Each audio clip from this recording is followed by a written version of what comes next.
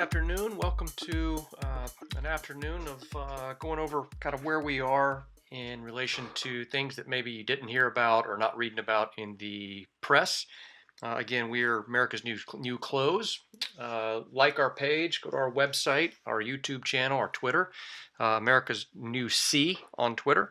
I'd like to start off with looking at some information on cloth masks. I'm in Atlanta, and I see everywhere I go, especially in Whole Foods and Trader Joe's and stores like that, you see everybody wearing cloth masks. I see people walking on the street wearing cloth masks. I've traveled to Chicago. That was back in August, but I'd say 95% of people, even exercising, were wearing masks. It's just gotten to the point where now it's a fashion statement as well. So, was reading through a newly released updated study or updated research on a 2011 study that was done that was published in the British Medical Journal. If you don't know British American Journal, it is one of the oldest medical journals in the world. It's a weekly peer-reviewed medical journal, and they did a report in 2011 in Vietnam, but it followed 15 hospitals, 74 wards, and all of the medical personnel that participated. It was a randomized controlled study. So offers very good insight. They followed them for 4 weeks. The study was really focused on cloth masks versus medical masks versus the N95 mask, and then obviously nobody wearing masks, or compared to if nobody was wearing masks. But of course, they didn't study that because you're in a hospitalized environment with lots of infections. So what they showed was that the penetration through the cloth masks was 97%. The penetration through a medical mask was about 44%, and then through the N95 was, as it's reported usually on the boxes and what you read about, of 0.01%. The way of maintaining these cloth masks were 80% of the people that were wearing the cloth masks, and these are hospital care workers, 80% of those were self-washed masks. 16% were self-washed and washed at the hospital laundry, with 4% being hospital laundry only. Their recommendation comes down to, and I quote, cloth masks should not be recommended for HCWs. Their other quote they went on to say was, quote unquote, moisture retention, reuse of cloth masks, and poor infiltration may result in increased risk of infection. So their rates of infection in influenza-like illnesses with cloth masks, this is the update. I'm going to quote now from the updated journal that was done in relation to COVID-19. They said the rates of infection in influenza-like illnesses with cloth masks, quote unquote, we also did an analysis of all mask wearers, and their higher infection rate in cloth mask groups persisted.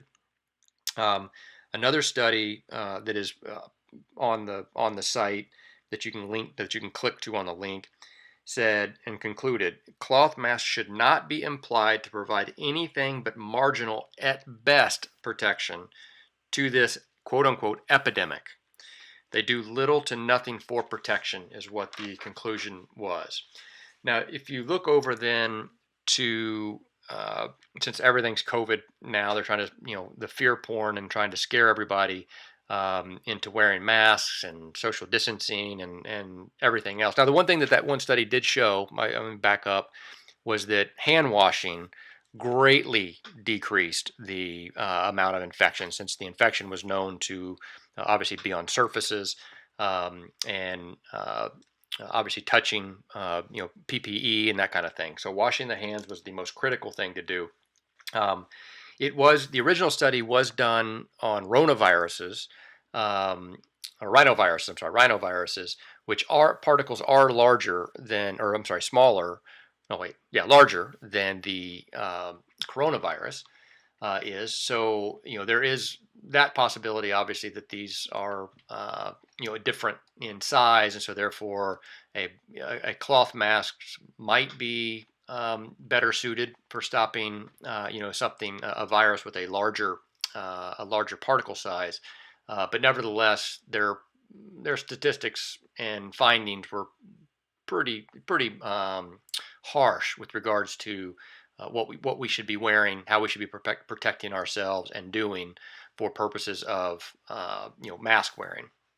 So, and then to go on, we ended up talking about we end up talking about overall how Florida, for example, just released, Dr. Andrew Bostom, an MD, researched a recent Florida House of Representatives report that analyzed from March 5th to September 16th the COVID-19 related deaths in Florida.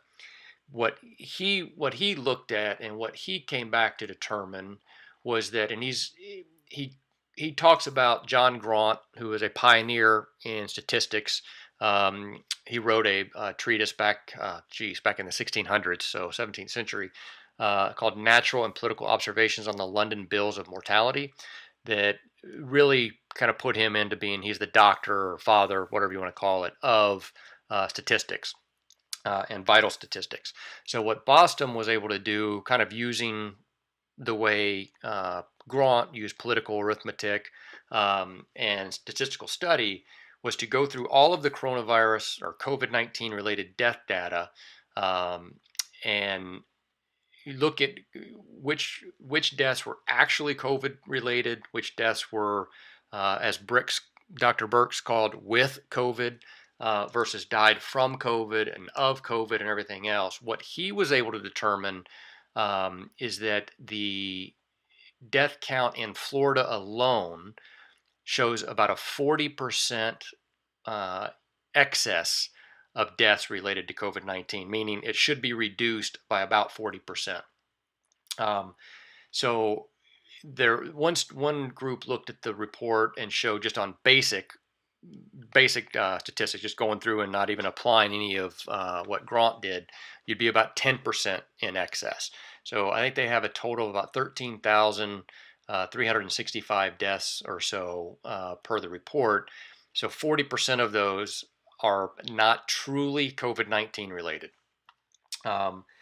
Another report then from the Journal of American Medical Association, JAMA, one of the most well-respected groups in the medical journal groups in the country, they came back and said that 1/3 of the quote-unquote excess deaths were not COVID related. So they actually show and say that we're looking at essentially the same amount of deaths year over year than we looked at, or we saw last year and previous.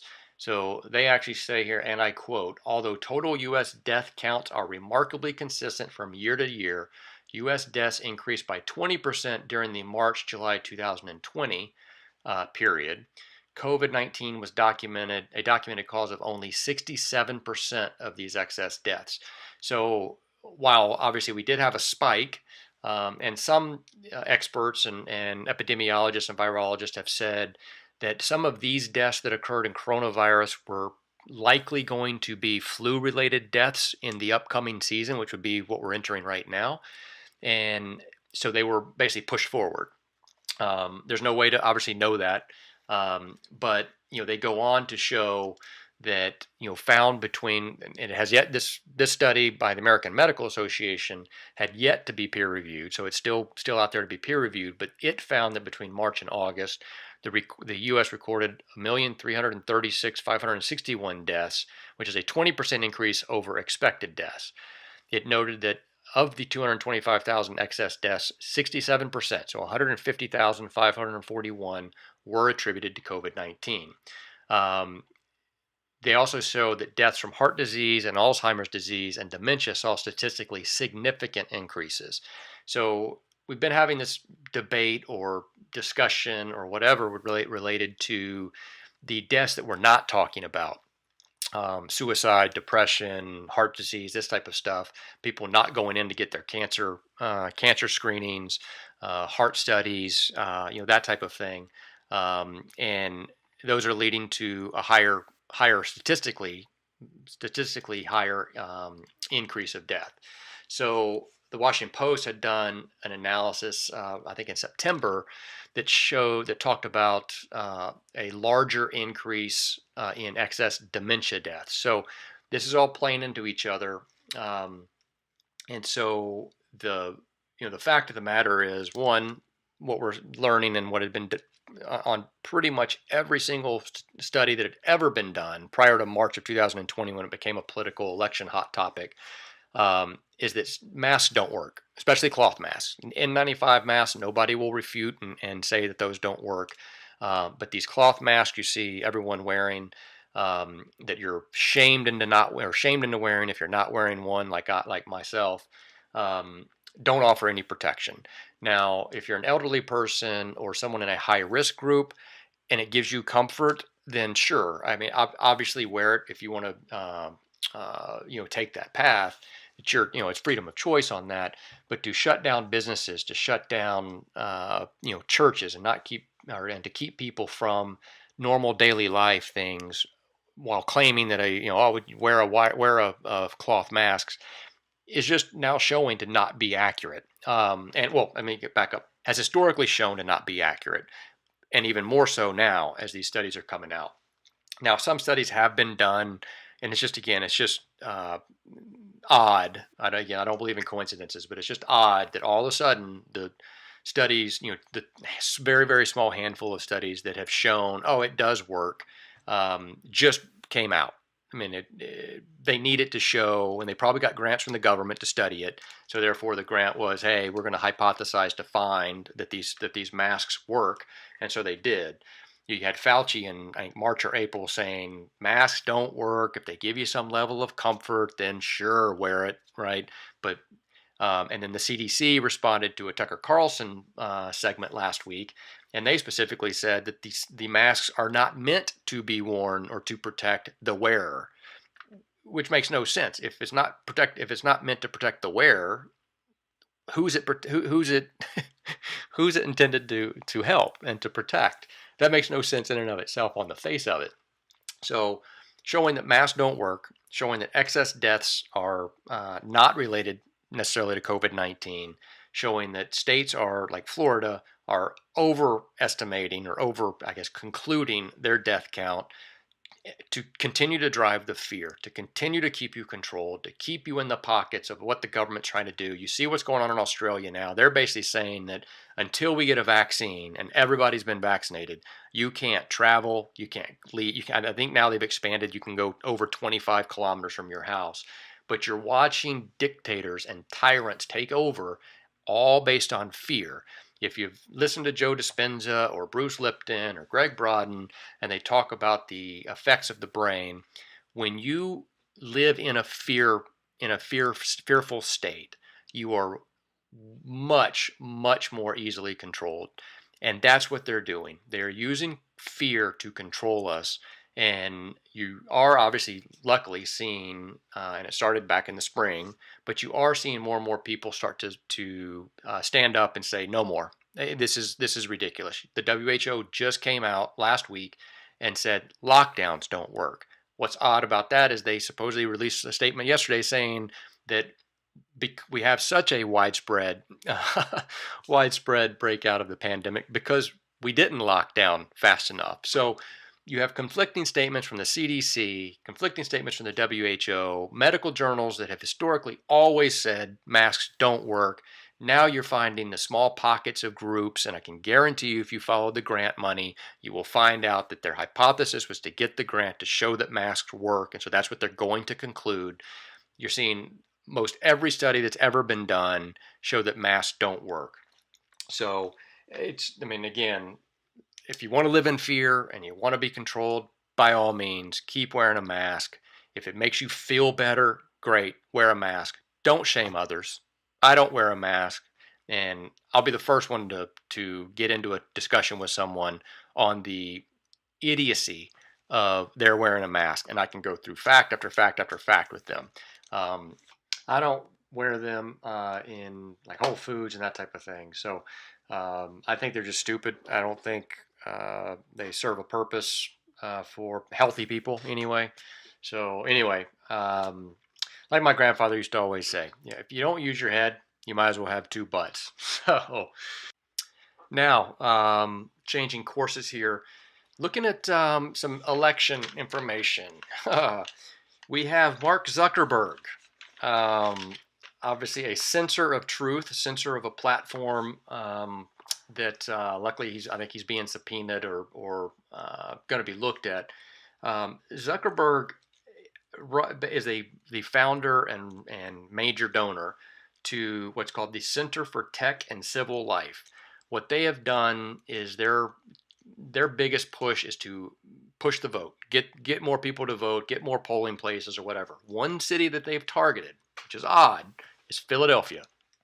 So he has donated $250 million to this Center for Tech and Civil Life with the promise of opening 800 polling places and growing the voting by as many, and I'm quoting from an article by Just the News, by as much as 800,000 ballots cast. Now, 80% of the ballots cast in Philadelphia in 2016 were for Democrats. He just recently added another 100 million. Again, stepping back, just ask the question, what is in it for you to donate $350 million to one city to get out the vote? You know that's a swing state, right? Now, it makes no sense. What also is alluded to by how we found this out was through the Thomas More Society, a conservative group. They sued for freedom of information to get this information. They were noticing that there was all of this opening of poll places and circulating of information. So they got these documents released. Has been 20 grants so far, I think, issued to the city of Philadelphia, and only one of those 20 grants goes to a precinct that was won or I guess favored Donald Trump. So the issue with this is essentially you're buying judges that are going to, on the integrity side, so the integrity of a vote comes in, judges are going to be counting on it. If they're getting paid up front to train staff to do all this other stuff, they're going to rule in your favor. So it's privatizing elections, which undermines our elections, or undermines the integrity of our elections. And it's using the government, obviously, to favor a certain group. And so that in and of itself is wrong. And we should be fighting against that. If everybody, especially on the liberal side, you always hear the cries of Citizens United. Well, I'm sure if you're sitting down and talking with them about Citizens United, this what Mark Zuckerberg's doing is okay, right? And it doesn't matter to them, right? Oh yeah, everybody should vote. Get out the vote. Well, if you're paying the people in the style and the way that you want them to set up the polling place, to advise and consent with the people coming in or whatever, then you're favoring that person, or that group is going to favor your side when it comes to, does this ballot count or does this ballot count, right? Are we going to rule that these certain ballots should be thrown out, but these should not? And it's going to play in your favor. So I think we definitely need to be looking into that in a much more detailed fashion and calling it out when we need to. And this is just wrong. And this goes along with big tech censorship as well, that Twitter and Facebook and Google are doing. And the American people, I believe, if they really sat down and thought about what is going on and put the pieces of the puzzle together, which is what we're at America's New Clothes trying to do, is to help people connect those dots and see everything. Is you understand that, especially with the Hunter Biden stuff coming out and their control of that and shutting it down, is they do not want you to know the truth. So alternative mediums like us are trying to get the word out there to obviously inform, since media now influences. And we know that within the first 5 to 10 seconds of any story breaking, your opinion, boom, already been set. So now that opinion becomes fact. And it doesn't matter on the cognitive dissonance side, that sets in. So it doesn't matter if I came with fact after fact. I mean, with this, Hunter Biden is a perfect example. The liberal media has brainwashed people to believing that it was a hack. It was not a hack. We actually have confirmed the emails came from Hunter Biden. Bevy Coonan or Ben, what's his name? Bevan Cooney has turned over his Gmail, 26,000 emails to Peter Schweitzer. They have confirmed these and with Hunter Biden's name on them. The hard drives, we know now from looking at signatures of the release document and knowing that the attorneys for Hunter Biden have reached out to get the information back, that they're real. You don't have emails that have come out and have pictures as explicit as they have been, and we're still waiting for videos and other pictures to drop. Supposedly they're going to be very, very damning to Hunter and Joe, that these are hacked. I mean, the Adam Schiff and the Chris Coons and I think Chris Murphy or Paul Murphy, whatever his name is, the New Jersey governor, they're all out there pushing this Russia disinformation, Putin's puppet. It's coming from the Kremlin. It's just nonsense. As Mike and I went over in our live stream yesterday, that kind of talks about this blog post that links everything, talks about everybody involved, shows is that Ukraine and Hunter Biden and Devin Archer, which I think is John Kerry's son-in-law, it was all pay-for-play schemes. And people need to know this stuff before they go and vote, because it impacts everybody's belief has been so far, especially on the left, is that Trump committed treason. Trump was in collusion with Russia. What we're showing and what these are showing now is that you accuse someone of what you're guilty of. And the fact of the matter is these guys from Joe Biden, from Hillary Clinton, from Barack Obama, Brennan, the media is complicit. In my opinion, the media is actually more evil because they're not exposing it. They know what's going on and they're being complicit in it. So expect the media obviously to become even more irrelevant as people learn the truth. But if we get past November 3rd and Joe Biden has somehow, and Kamala Harris and Democrats have somehow stolen this election, because you can see from the enthusiasm, there is no way that Joe Biden can win this election. The only way you can win is to push mail-in ballots, overwhelm the system through a Cloward-Piven strategy to such a point where there's so much confusion going on, ballots coming in over the mail and absentee versus ballots that were cast at the booth, and you just have all of this confusion. That's the only way Biden wins. You don't have 15,000 people showing up at a Joe Biden rally or Kamala Harris. Mike Pence gets more people to show up at his rally than a Joe Biden, Kamala Harris in two different cities combined get. So again, we have to pay attention to what's reality, what's actually going on the ground. But start asking questions and start looking at this information and following it to where it leads. And it's going to lead to the treason and the collusion has been happening at the hands of Hillary Clinton, at the hands of Joe Biden, and at the hands of Barack Obama. And all of look at the pyramid scheme, all the people aligned to their pyramid. The house of cards is going to fall. Voting for Biden helps cover that up and brush it aside. So you won't learn of the amount of corruption in all of us. If I talk to liberals or I talk to conservatives, talk to libertarians like myself, or talk to people on the far left or far right, everyone hates corruption. Yet it's funny that the only corruption that they seem to think exists is from Trump when he's been exonerated. The Mueller report, impeachment showed nothing, right? And if you look at the players in the impeachment trial, from the congressman doing the impeachment to the witnesses that were there, they're all tied into it. And so I think Glenn Beck's done a fantastic job of linking everybody. John Solomon's done a great job of linking everybody. So, and Rudy Giuliani as well. I know those are three hated names by anyone on the left side of the aisle. But again, that's your cognitive dissonance, not wanting to explore and go down that path of truth. You want to stay in the dark. We understand. That's just the way you're going to be.